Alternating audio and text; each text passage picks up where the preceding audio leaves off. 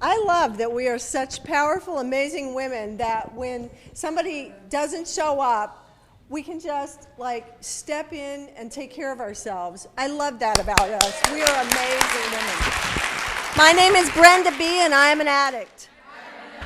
This is kind of a trip too because I rather stand up than sit down, but if I take my shoes off, I'm really kind of short, so I'll be close to the mic. Can you hear me in the back? Okay, great. I am so grateful to be able to come here today to share my experience, strength, and hope with you. I feel like when I go to Pacific Cascade region, I live in Washington, and so when I get the opportunity to come down to Pacific Cascade region, it's like going to my favorite next-door neighbor's house and hanging out with a neighbor that I really love. And when I got clean in the fall of 1981, Portland and the state of Oregon and the state of Washington, we were all in the same region. If you were in the history workshops earlier today, you know that at one time we were the largest region in the world. Pacific Northwest region was the largest region in the world at that time. And so the bonds that I made with my brothers and sisters throughout the region, from Western Canada all the way to the California border, have sustained through all the years. They've been amazing connections from the heart, and they've sustained through all these years. And I'm really grateful to God for that. And many of your pioneers in the state of Oregon were the pioneers in the early years of my recovery. So, to anyone in the room that was here before the 15th day of September 1981, would you stand up? Anyone? Susan. And Jim. Yeah.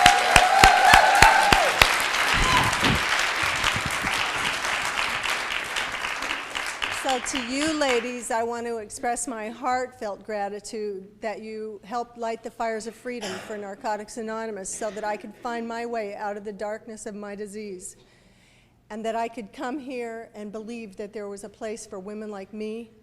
I did not believe that. I didn't think that this was going to work for me. I came up out of the projects of Seattle, and I grew up in a lot of violence. My father was a raging alcoholic, and he was addicted to violence. I do not remember one day of my childhood that my father was not violent toward my mother. And it didn't, my mother was pregnant a lot, and he would be violent with her while she carried babies in her womb. And the end result of that is that one of my sisters was born and survived only a few days because of the brain injuries she sustained while she was still in my mother's body, and my father beat my mother. I have another sister that died in the womb in the 9th month of my mother's pregnancy and was stillborn. And I have a third sister, my sister Cheryl, who was born 7.5 weeks premature because my father beat my mother on a Christmas Eve, and she's been brain injured her whole life and has had many kinds of epilepsy. And that's the kind of violence that I came from. And I learned some things about living in a place of violence. I can remember being as small as 5 years old and standing on a chair next to the kitchen sink washing dishes, and they were glass dishes, and my little fingers were small, and the dish soap was slippery, and I would the glasses would sometimes slip through my fingers, and they would slide down and hit off the edge of the counter and hit the edge of the chair and smash into the kitchen floor. And my father, the drunk, would come out of the bedroom raging, "Who broke that goddamn glass?" And my little heart would just start pounding, and you get that twisted feeling in the gut. And in my brain, in a split second, I would evaluate, if I tell this guy the truth, that I dropped the glass and it broke, I'm going to get my ass whipped. If I lie and he finds out that I lied, I'm going to get my ass whipped. But if I lie and I'm sneaky and I get it all something done with it before he gets out here and maybe convince him that he just dreamed it, I may be able to stay safe for another minute or another hour in this place where it's never, ever safe. Never safe. And so I learned early in my life to lie to stay safe. And lying was a survival skill that I used for the rest of my life. Far into my recovery, I lied to stay safe. Some of the things I lied to you about when I got here to stay safe was about who I was. I had so much shame and guilt and humiliation and degradation, like the book talks about, that I was afraid if I told you, my sisters, the truth about me, that once again I'd be told that I don't belong. You don't belong. You can't stay here. We don't want your type here. You're not the kind of girl that we want in our meetings. You got to go. And fortunately, by the time I worked my program enough to stop lying and telling you the truth about who I am and letting you see even my dark side, then not one of you said to me, you have to go. In fact, you said to me, thank you for telling me your truth. Thank you for being an example of letting me see your dark side, because now I feel like I can stand up and let you see my dark side too. When I got clean in the fall of 1981, I got into the rooms of Narcotics Anonymous as a result of violence. I do not know what happened to me. I just know that I spent my first days of recovery in a hospital, and that when I was well enough to go home, it was still about 10 more days before I could go to my first meeting of Narcotics Anonymous. While I was in that hospital, in the mid-70s, I'd gone to treatment. And in the mid-70s, when you went to treatment, they treated you for the disease of alcoholism. And while I was being treated for alcoholism, they introduced me to a 12-step program for recovery from that. And in 1981, when I was laying in that hospital, I felt like the only option I had left besides suicide was to call that fellowship again and try one more time to fit. I'd been in and out of their doors for a long time. And so I made a phone call from the hospital, and as soon as the woman answered the phone, I said, lady, you got to understand, I do not just have a problem with alcohol. I'm a drug addict. I'm addicted to every drug I've ever used. I've never been able to use any drug socially. I've lied to myself and told myself I might be able to, but in the end, I've never been able to use any of them with any kind of control. She told me she didn't know anything about drugs, but that she had heard about a program in Seattle called Narcotics Anonymous. And she told me that if I wanted her to, she would make phone calls and see if she could get a phone number or a person.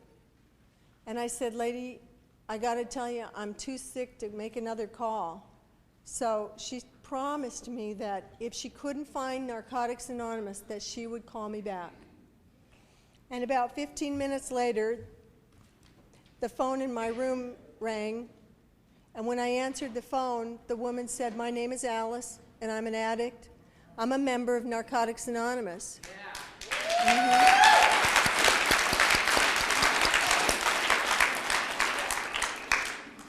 I said, Alice, you have to understand now, I've already stopped using heroin. I'm just having a little problem with a few other things. But I'm not that bad anymore. And she said to me, I don't care what you use. I don't care who your connection is. I don't care where you buy your drugs. All I care about is what you want to do about your problem and how we can help. Yeah. She said those words to me. In the fall of 1981, she said the words to me that struck a fire of hope An ember of hope was ignited inside me when she said those words. And she told me that she was an addict. And there was just this place in the deepest part of me that thought, maybe if I pay attention, maybe if I really do this from the deepest place in my heart, maybe if I do this wholeheartedly, maybe I won't have to commit suicide. Because I really didn't want to die. I just did not want to live another day in my life the way that it was. I just could not bear another day in my own body. And it was 10 or 12 days later when I met Alice and went to my first meeting. And I remember climbing the steps to the old Fremont Hall in Seattle. And I was still pretty sick. I was still pretty shaky and sick, and I had 2 black eyes, my jaw was broken, my jaw had been wired back together, my nose was broken, the whole side of my face was black and blue and purple. And I'd made this arrangement with Alice. She said, well, how will I recognize you? And I said, well, I'm going to be pretty easy to spot. I'm the girl with the blue face. How will I recognize you? She said, I'm going to wear a red shirt. So I climbed the stairs to my first meeting of Narcotics Anonymous, and when I pushed that door open, my knees felt like they were going to buckle from underneath me. And what happened is, when I pushed open the door, all the chairs at all the tables were completely filled, and there were addicts standing up against the wall in the back. And I knew that there's no way I was going to be able to stand for an hour-and-a-half meeting. I just knew that wasn't going to be a possibility. And just as I felt like I was going to collapse in the floor, I saw this woman in a red sweater jump up from the back of the room and run forward toward me. And when she got to me, I said, Alice, I can't stay for the meeting. And she said, why not? And I said, because I can't possibly stand up for an hour and a half. I'm still just too weak and too sick. And I can't stand up. And she went over to this table and she tapped this big biker dude on the back of his shoulder. And as soon as she did, he got up and he scurried to the back of the room. And she pulled the chair out for me to come and sit down there. And I walked over and I said, Alice, I can't sit there. That was that guy's chair. She goes, no, no, no. I just let him sit there until you got here, honey. This is your chair.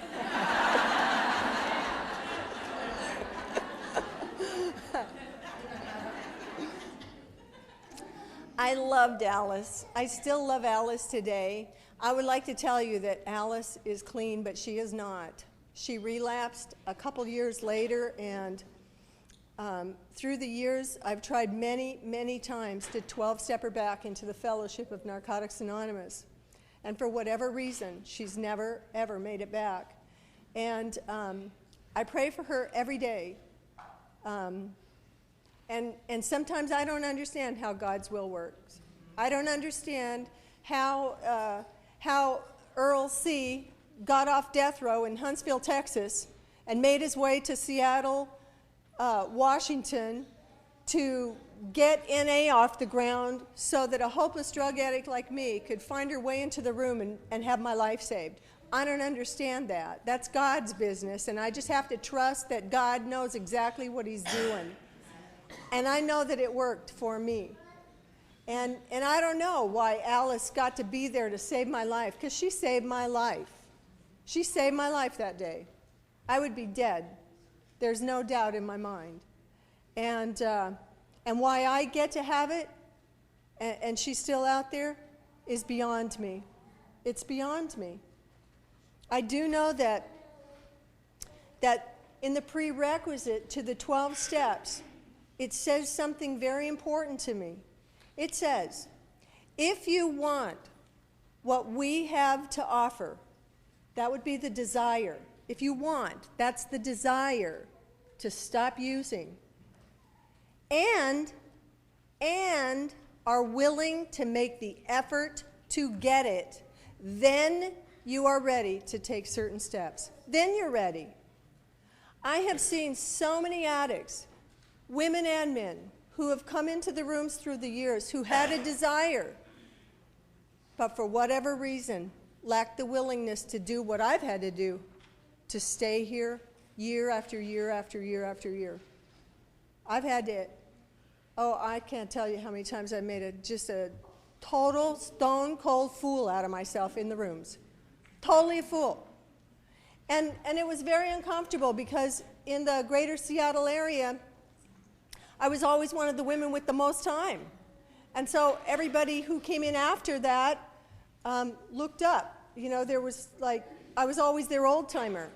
And I didn't have a clue what I was doing most of the time in the early years. We didn't even have literature to help guide me. It was very challenging. And I was making terrible mistakes. I would go to a meeting, it was like I would go to a meeting and for an hour and a half I had peace and calm and quiet in my life. I would leave the meeting, go home, and all hell would break loose. And I couldn't figure out where to even start to fix that.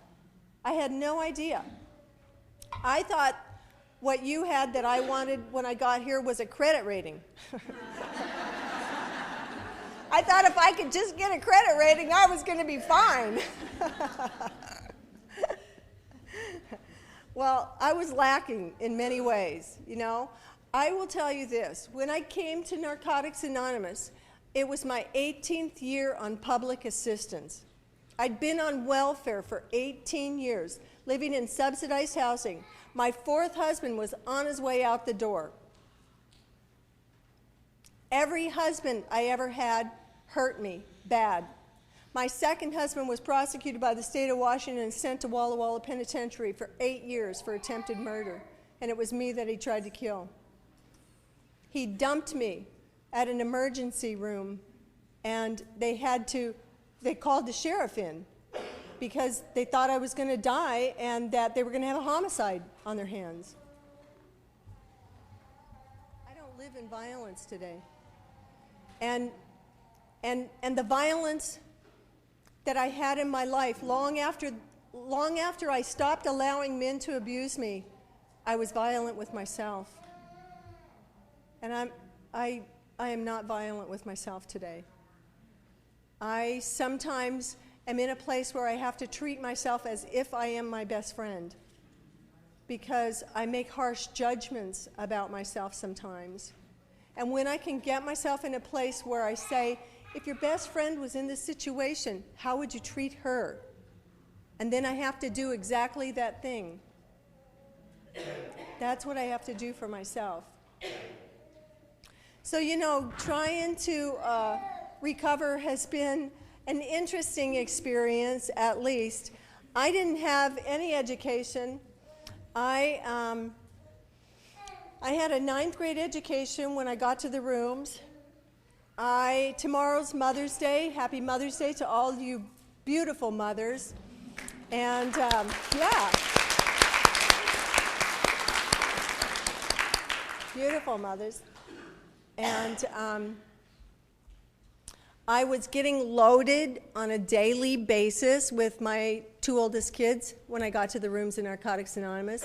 I was under investigation by CPS and welfare for criminal fraud and criminal mistreatment of children, and didn't even know where to start.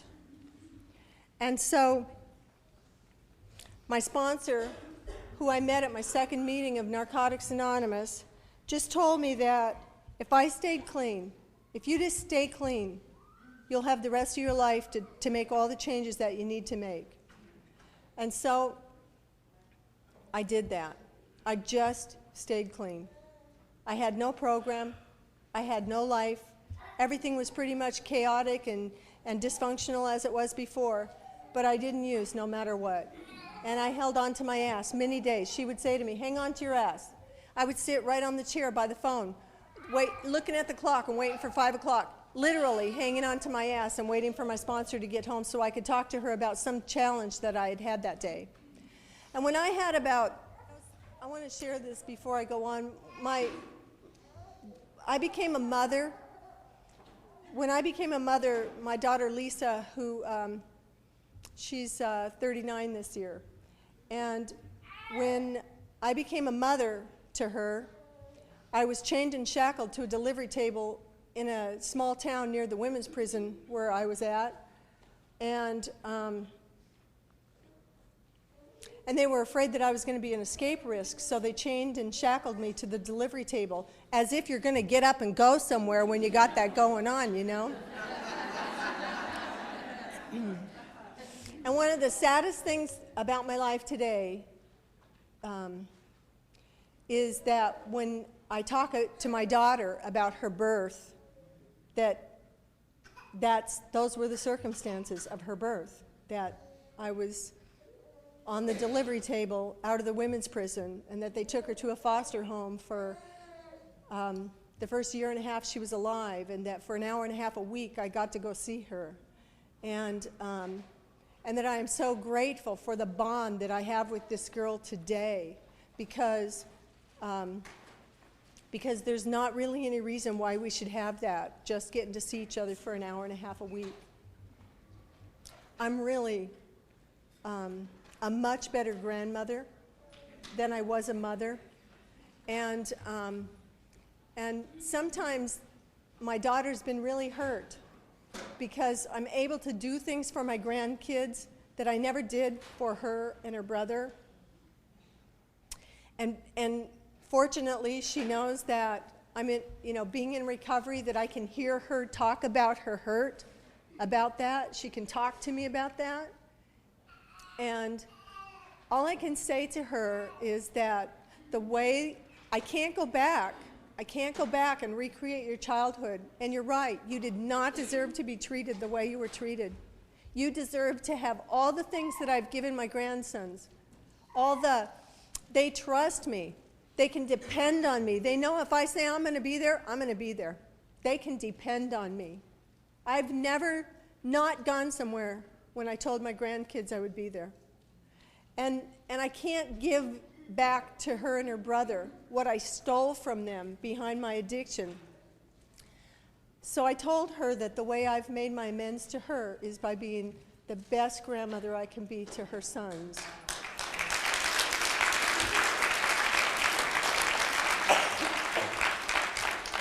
And then we hug, and she tells me she loves me. And, God's been good to me to let me be her mom. She's taught me a lot through the years. Anyway, my skills were pretty lacking. That was the point I was going to make. And before I sidetracked on that, and I remember probably having 18 months clean, and my sponsor, Luann, said to me, Brenda, you need to become self-supporting through your own contributions now. You're connected in meetings. You go to meetings now because you want to, not because you have to. Remember that? God. I used to ask her every week, how long do I have to go to these meetings? And she'd say, you only have to go till you want to go. And I'd think, well, what kind of shit is that? What kind of shit is that? And then one night, I think it was a Friday night, I had a crush on the boy of the week. And I was standing in front of the mirror on a Friday night, and I was like putting mascara on my eyelashes. And it occurred to me that I was going to the meeting because I wanted to be there. That I didn't have to go tonight because I really wanted to go. Thank God for the boys, huh? They kept me coming back on a couple of weekends.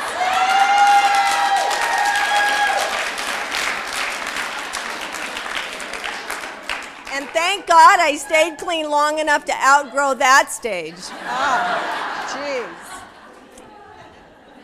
Anyway, when I had about 18 months clean, Lou said to me, Brenda, it's time to find a job. I said, well, geez, what kind of a job can I get? I got a 9th grade education. They always ask you at least, did you graduate from high school?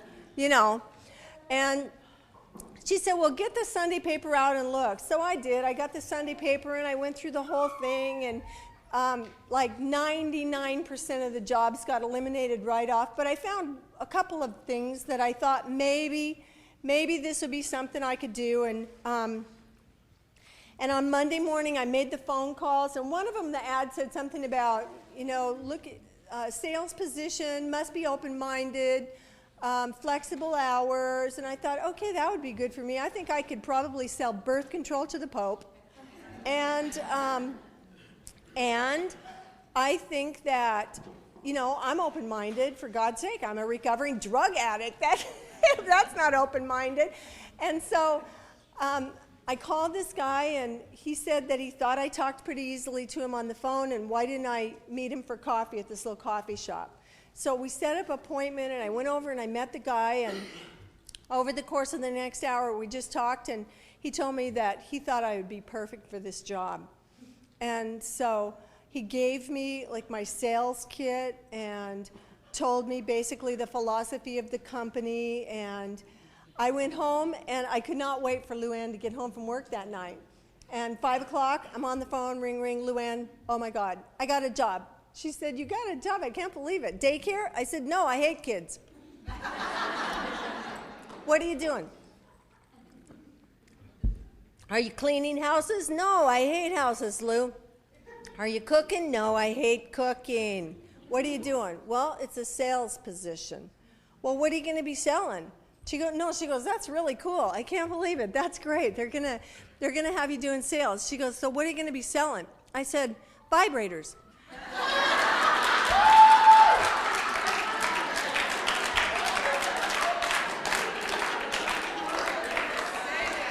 She was a little bit speechless, but she did manage to go, what?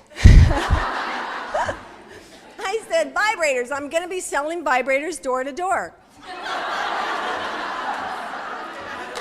She said to me, Brenda, do you think that selling vibrators is conducive to a spiritual way of life? That's kind of a sponsor question, right? That's their job. They have to ask that. I said, Lou, I got this one vibrator in my bag that I am pretty sure came from God himself.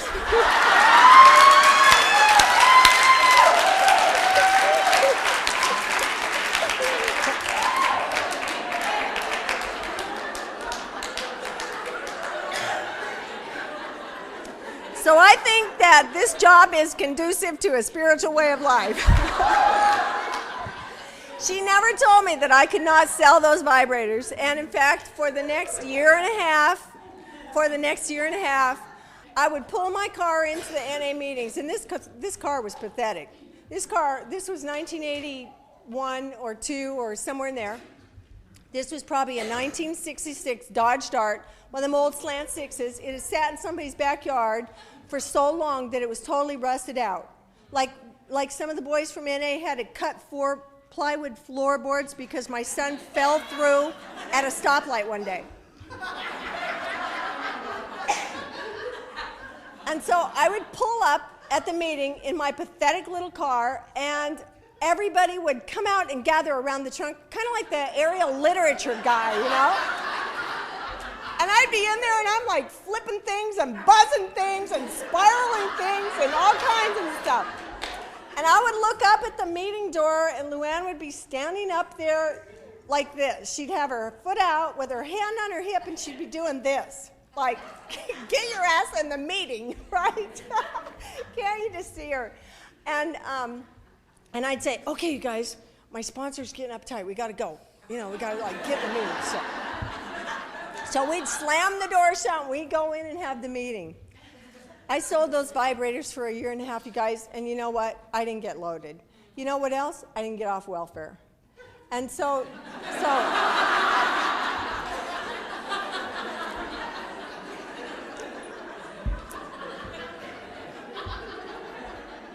but I did have a lot of fun.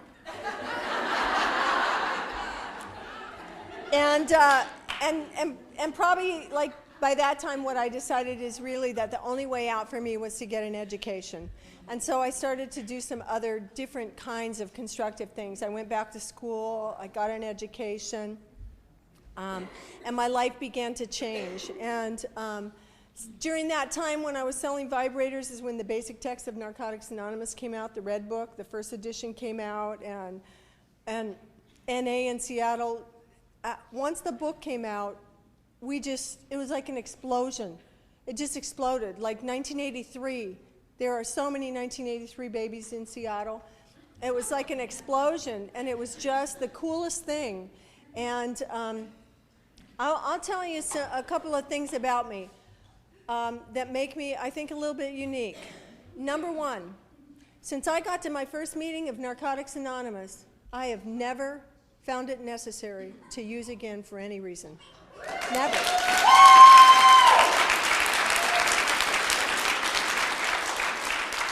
I think sometimes there's a myth that relapse is a prerequisite to long-term recovery, and I'm here to tell you that is just not true. You can come here, make your first meeting, and stay, and change your whole life. Another thing, I met my sponsor. Remember that meeting I went to, and that biker got up and moved for me? That night, I went to my second meeting, and when I went to that meeting, I sat on a chair next to a woman. She was a bleached blonde. She talked about this tattoo that she had on her shoulder. She talked about the last time she had gotten loaded. She had drank and used methamphetamine and got thrown out of Jubit's truck stop right here in Portland. And she had 5 years clean. And I thought, and she said, fuck a lot. She said, fuck a lot. And I thought, okay, fuck, tattoos, bleached blonde, got thrown out of the truck stop, 5 years. Sponsor. Those were all my prerequisites for a good sponsor. And so that night, when the meeting was over, I went up to her and I said, you know, they keep saying in the meeting that you have to get a sponsor. Are you a sponsor? And she said, well, I can be. And I said, well, can you be my sponsor? You think you could be my sponsor? And she said, how'd you get those black eyes? And I started bawling. I just started bawling. I said, I don't know. I don't know. I went to a party. I left the party. I don't know. I came to in some BlackBerry stickers. I don't know. And she put her arm around me on my shoulder and she said, honey, I can be your sponsor. And what I want you, this September of this year, it'll be 25 years that I've been clean. And this September,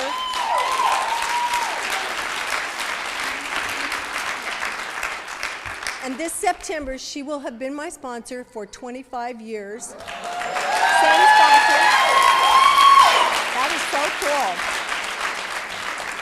And we're like really close sisters. I mean, like she doesn't even have to call anymore. Like intuitively I get, from the greater spirit, I get feelings about her, and I know it's time to call. I got to call, something's going on. Or she'll call me because something's going on, and I can tell by the inflection in her voice, what's wrong, Lou? What's wrong? And, you know, we have a wonderful relationship. I could not live without her today. I have learned so much about how to hold my head up with dignity, even when I have done disgraceful behavior, when I've humiliated myself. She taught me to hold my head up, stick my boobs out, walk right back into the meetings, and don't you give your chair up for any reason. You go in and you tell on yourself, Brenda, because the sooner you tell on yourself and get your own dirty little secret out in the laundry, the sooner you're going to take all the power away from the gossips, and the sooner you're going to start to heal. So and she taught me that over and over. And I love her. I love her beyond any kind of words that I could express. She is not a bleached blonde anymore. She's pretty much gray. And the Harley eagle that used to be on her right shoulder is now a big bird on her right butt cheek.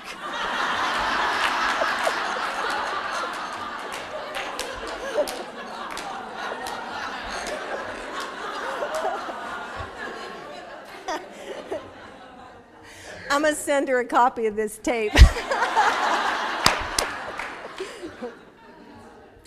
Anyway, let's see.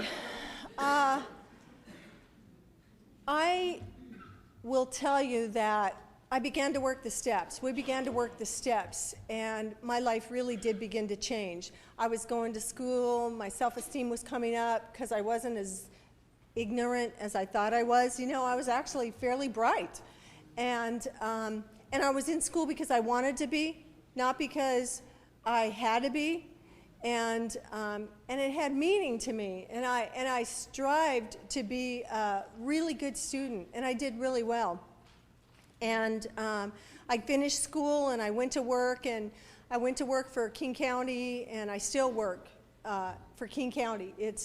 I've been working for King County for 20 years, and in my job today, I work in the core of the city. I'm an involuntary commitment specialist. We have laws in the state of Washington that allow us to put addicts into treatment even if they don't want to go, and that's what I do.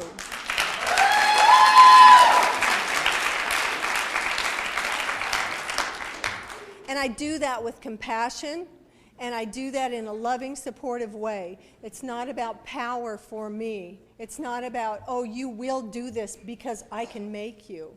It's about, you know what? I'm going to help you get into an environment and help you get clean long enough to see if your thinking clears up, and then you can make some other decisions about your life. And maybe it'll work, and maybe it won't. And sometimes it does, and sometimes my clients die, because the addicts I work with are in the very latest stages of this illness. Devastating illness, very devastating illness. When I had about 8 years clean, I took my at that time the Ninja Turtles were like the rage, and my oldest grandson, who is in his second year of college, he was like a Ninja Turtle everything, right? He had to have Ninja Turtle pajamas and Ninja Turtle bed blankets and Ninja Turtle curtains. And so for Christmas, I said, what do you want for Christmas this year? And he wanted to be a Ninja Turtle. So I found this Japanese master that was teaching like karate classes. And I purchased classes for him to go to these little karate classes. And on the first night that I took him, see, at 8 years clean, what happened for me is that I was still trying to, by then NA had grown quite a bit in the Seattle area, and I was one of the women with the most clean time. And so I still thought that no matter what was going on in my life, that I couldn't really tell you guys the truth about it, that I had to let you think that I was working this fabulous program and that I was a paragon of spirituality. Because somehow, if I wasn't, I was going to be letting you guys down. Anyway, time came for me to take this little guy to his karate class, and that was a Saturday night, and I took him into this school auditorium where they had the stage, and this Japanese master that was teaching the class got all these little 3 and 4 and 5-year-olds up on the stage, and he did a ceremony with them to give them all their little white belts, because that's where you start out in karate, is a little white belt.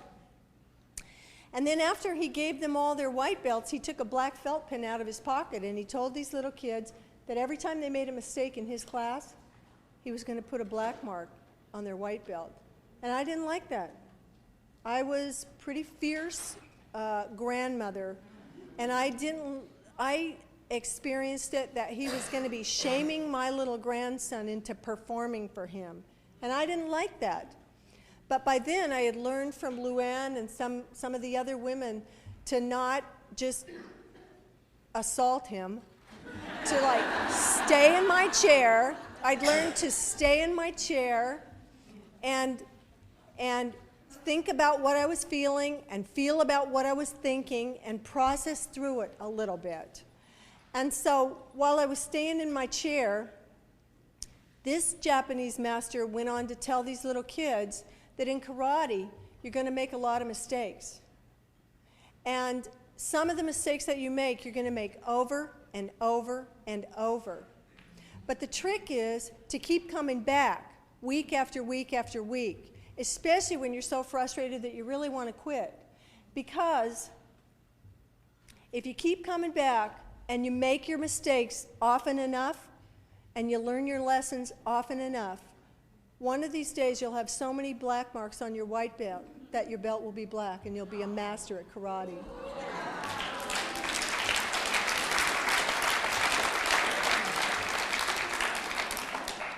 And see, that guy didn't know that he had a recovering drug addict grandmother hanging out in the neighborhood. He didn't know, and I didn't know until that moment. I did not know that I could learn lessons from people outside of the fellowship. I thought you guys were the teachers and that I was getting all my lessons from you. And that night, from him, I learned some really important lessons that I've applied for the rest of my whole recovery. I learned that I'd had a mistaken belief. The belief I had is that when I got to my first meeting, I got a little white belt for Narcotics Anonymous. And I thought that the trick was to go to the meetings for as long as I could and not let you guys know I was getting any marks on my white belt. I thought that's what it was. I thought I still had to be sneaky and dishonest. And it always kept me in a place of low self-esteem and never feeling good about myself. And what I learned from this guy this day is not only is it imperative for me to make my mistakes, and many of them I will have to make over and over and over, but I have to keep coming back. I have to come back into the rooms. I have to talk to my sisters and my brothers about the mistakes I'm making, because the more I do that, the more I give you and the women behind me permission to stand up and make their mistakes and learn from your mistakes, and whatever it takes, you just don't use no matter what.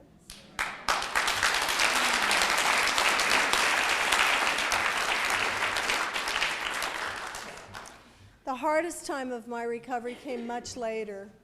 It was probably maybe when I had 14 years that my father was diagnosed with terminal colon cancer, and I didn't feel like I was ready for him to go, because there was still so many things that had happened, so much violence and hurt, and even after I was clean, he was still loaded, and there was still violence and many things that had happened, but I was afraid for him to leave the earth without something happening between us. I felt really like something needed to happen, but I didn't know how to make that happen.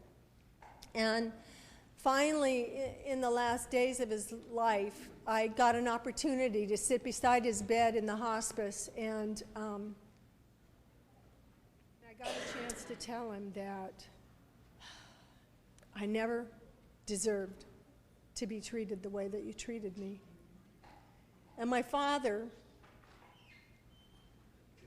reached down and took a hold of my hand, and he looked deep into my eyes for a long time, and he said to me, "You're right, Brenda. You never deserved to be treated like that. You were the most free-spirited little girl, and you were always getting your ass whipped for that. We tried to beat that out of you. And I don't know why I found it so offensive." And the next day, my dad died. He died 3 days before Christmas of 1993. And when he died, we had a circle around his bed, and we were all in an NA hug. Even though they're not even NA members, I sort of tricked him into that one. And we had a little Christmas tree on the table at the foot of his bed, and we had Silent Night playing, and it was really profoundly spiritual. I think the two most spiritual experiences I've had, other than my experience as a recovering person, have been witnessing the birthing of a human being and witnessing the dying of a human being. They're both profoundly spiritual experiences. And, I loved my dad. And I really wanted him to love me. But he couldn't love anyone else because he hated himself so much. And that saddens me, because there were some wonderful qualities that he had besides. Anyway, while my dad was dying, my little sister, who had contracted Hep C some years earlier from shooting dope, they decided they wanted to take her in for a liver biopsy. and they were going to do an ultrasound on her liver before they did the biopsy. And they came running back from the ultrasound and told us that she had a tumor, that they'd discovered a tumor, and it wasn't in her liver, it was in her colon. And the colon cancer had just killed my father. And the next day they did surgery to remove the tumor, and they could not get it all. It had already attached, and there was a blood source, and they came and told us that day that she was terminally ill and that she was going to die from colon cancer. And I was devastated. My sister Betty was, we were so poor that I never had my own bed until I got married and moved away from home. I always shared a bed with her. When we were little kids, we shared opposite ends of a bunk bed, and then later on, as we got bigger, my parents got like a double bed, and we slept in the double bed, and I felt so powerless. I felt like it was one of the reservations. I got to one of those reservations where I don't know if I can get through this and stay clean. I don't know. I don't know if I can. She was truly one of the people that I loved the very most. She'd been my comrade through what felt like a long, long war. We would protect each other and keep each other safe. And she died. And she died. And sometimes the very best thing that I could do for her was go sit beside her bed. I would go sit beside her bed, and we would practice being powerless together. We'd just be powerless together. There's nothing we can do to change this. Let's just be powerless together. And so my sister died in the summer of 2001. And February of 2003, my only brother was killed. He had been 10 years abstinent from alcohol. He didn't go to meetings because, after all, they're all a bunch of idiots. He'd hurt himself at work, and they gave him some muscle relaxers and some pain pills and some benzos, and pretty soon he was sneaking drinks. And he got in his car one night and crashed at 60 miles an hour into a 16-foot concrete wall. And my mother called me. My mother called me, and she could hardly talk or breathe. And on top of everything else that had happened, I just couldn't wrap my mind around it. I could only scream and scream and scream and run. I felt like I had to run, like I had to run. I had to run away from the news. I can't hear this. I can't take it in. I can't breathe. You're killing me. I can't breathe. And nothing I could do could change it.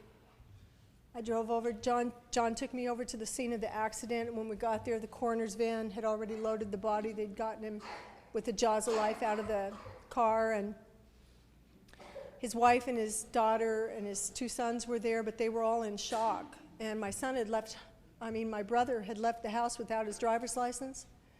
And if you get killed and you don't have an ID on you, somebody has to positive ID the body.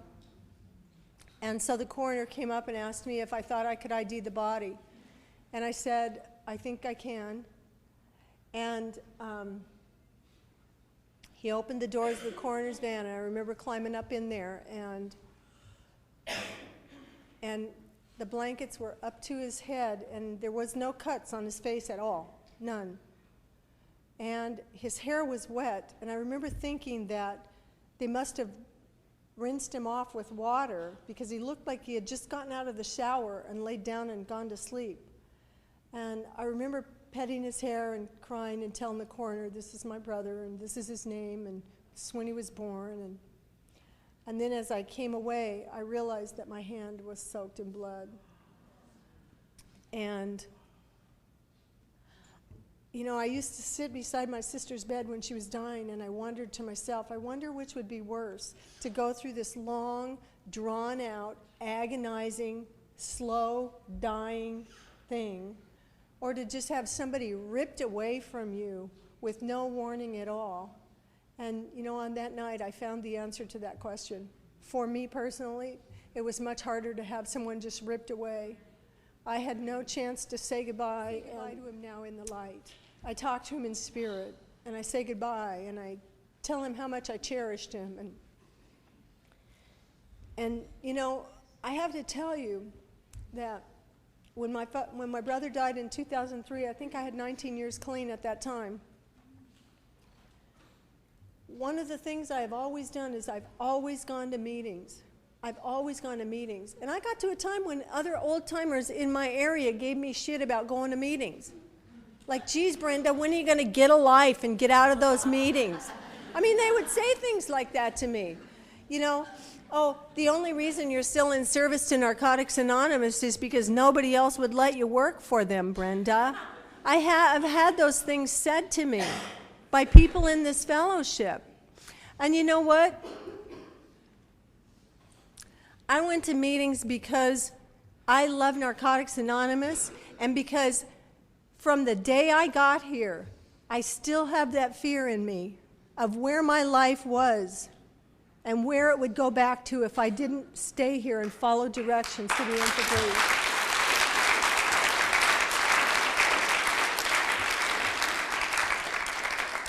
There's no doubt in my mind that if I decide to go out and pick up today, and believe me, that's a choice that I have every day.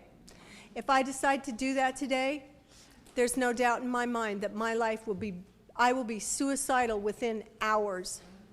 Suicidal, ready to blow my brains out. Anyway, I don't know what time this is. It's over at 4:45. Okay. We'll tell you that I went into shock sometime after that. And looking back on it now, my brother's been gone 3 years, and looking back on it now, I can tell you that I was in shock for about 18 months. Took about a year and a half just to, like, come out. During that time, John and I went down and spoke at the World Convention in San Diego, and I don't remember being there. There were people that we talked to and connected with. I remember being, like, in the hotel room, and I remember being at the convention center. But the details and the people I met and what happened while I was there, none of that information recorded into my short-term memory. I have had such difficulty with my short-term memory since I got that phone call. And my doctor and my therapist have both told me that it's a post-traumatic stress response, that people who have a history like mine, and they get that kind of traumatic information, the brain just says, no, I'm going to not record things for a while. And it sometimes can last for a long time. And my brain still doesn't. It's not recording very well at all. So if I've met you in these last 3 years and I can't remember you, and like 5 years from now I still can't, please forgive me for that. It's not about you, because believe me, every one of you is worth remembering. And in my heart, I do remember. But in my brain, it's not recording the information anymore. And I'm aging. I am aging.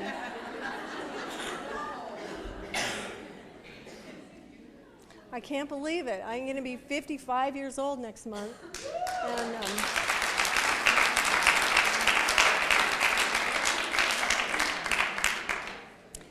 And so, you know, I want to talk to you a little bit about that going to meetings thing.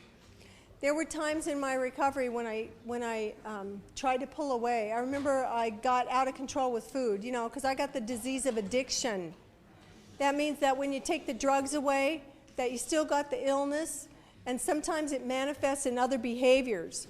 For me, the behaviors it's manifested in is like shoplifting in the early years, compulsive lying, compulsive shopping, compulsive food, use of special certain foods like sugars and high-fat foods. I get real compulsive with that. Compulsive in relationships with men and haven't done very well with that. I don't gamble, only because I've been married 5 times and that was a big enough gamble. I figured with my luck, I would totally lose everything, so I don't even go. I don't go near the casinos because I know I'm already strung out like a dog. I don't need to go have the experience to get it. I already know. And so, you know, it's kind of ironic to me that when I was loaded, the most important person in my life was the connection. And in my recovery, I've come to believe that the most important thing is the connection. And that plays itself out in different ways. You know, I have what I call relapses, and I've never used in 25 years, but I have these things called relapse. And the way that works for me is that I'll be sitting in a meeting of Narcotics Anonymous, and I'll be thinking, in the early days, I was thinking about getting loaded. But later on, after I had some time, I'd be thinking about going shopping. Or I'd be thinking about eating those chocolate chip cookies that are on the counter at home when I get back there. Or whatever it was, you know. But I'd be thinking about whatever addictive behavior I was going to act out with. Now, if I tell you guys that I'm sitting in a meeting and I'm thinking about getting loaded, I'll use the word loaded, then you're going to know that there's something wrong with my program, right? So I make a decision that I'm going to keep that secret. And I begin to disconnect from you mentally. And then you start to notice that I'm kind of quiet in the meetings. I'm not speaking up, I'm not talking. And you say, hey, what's going on with you? Well, I'm feeling guilty and ashamed of myself. But if I tell you that I'm feeling guilty and ashamed of myself because of what's going on in my head, you're going to know there's something wrong with my program. So I make another decision, and my decision is that I'm going to keep my thinking and my feelings away from you. I'm not going to tell you what I'm feeling. And so I begin to disconnect from you emotionally. And now I'm coming to meetings, and instead of helping put the chairs away and doing the stuff I need to do at the end of the meeting, I start coming late, and I start leaving early. And I begin to disconnect from you physically. And pretty soon, I'm not going to the get-together after the meeting, and pretty soon, I'm not going to meetings. And I'm totally disconnected. I'm disconnected mentally, emotionally, and physically. And now I'm like holed up in my apartment with the drapes closed and the phone's off the hook because I don't want any of you to call me and try and save my life, for God's sake. And I don't have the willingness to get on my knees and pray to God, and so I disconnect spiritually.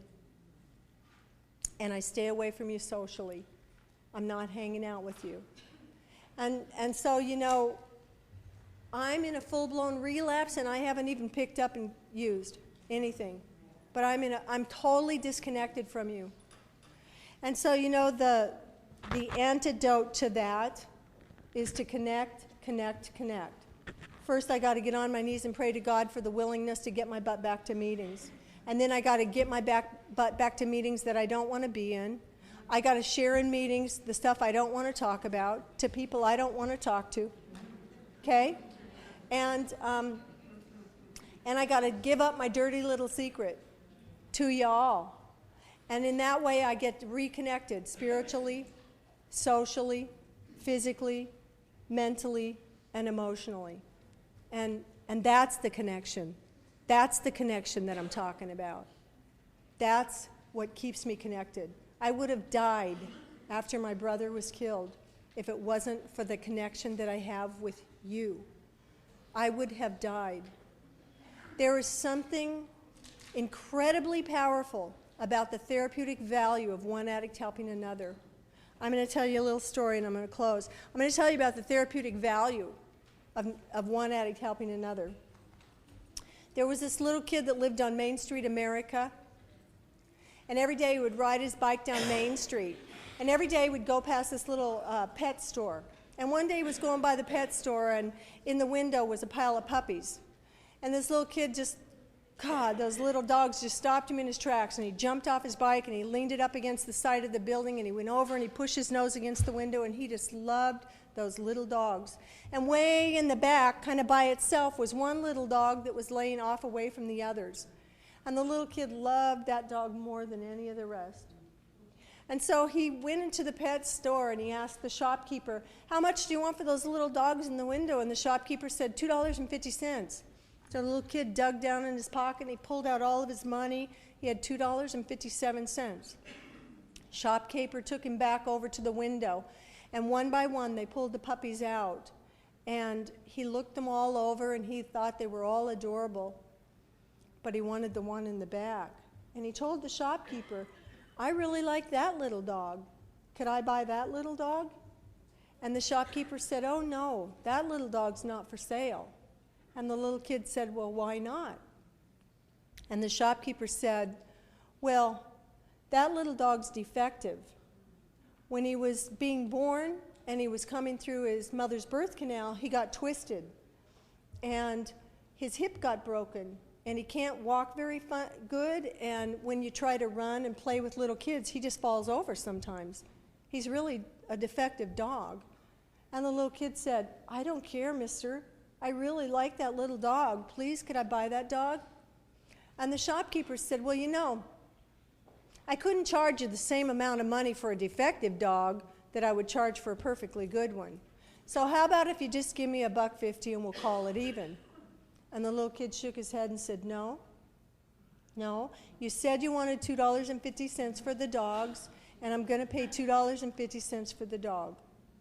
And the shopkeeper kind of scratched his head, and he took the little kid up to the counter, and they got the little dog, and they put the little dog in a doggy box, and off they go.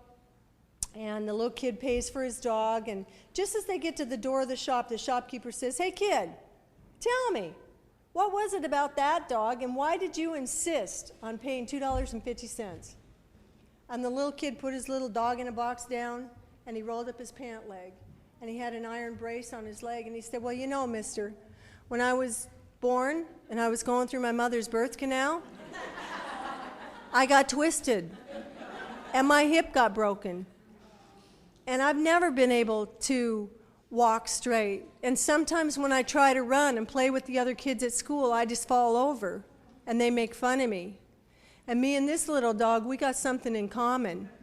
He's going to understand, and he'll wait for me if I fall down, and I'll wait for him if he falls down. And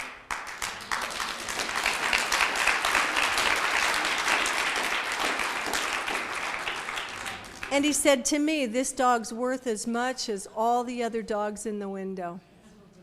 And that's what I get from you. That's what I get from you, my sisters. I get that nobody in the world understands us the way that we understand each other. I sometimes have seen us treat each other badly, and we cannot afford that. And I just wanted to thank you all for seeing my value, for recognizing my value, because when I got here, I believed I was worthless. I believed I was utterly worthless. And you saw my value. Women like Susan C. looked in my face and said, Brenda, you can do this. You are so worth it. And Luann and some of the other women that were ahead of me said, come on, baby, you're worth it. And so I say to you, you are worth it. Yes. Thank you. Thank you.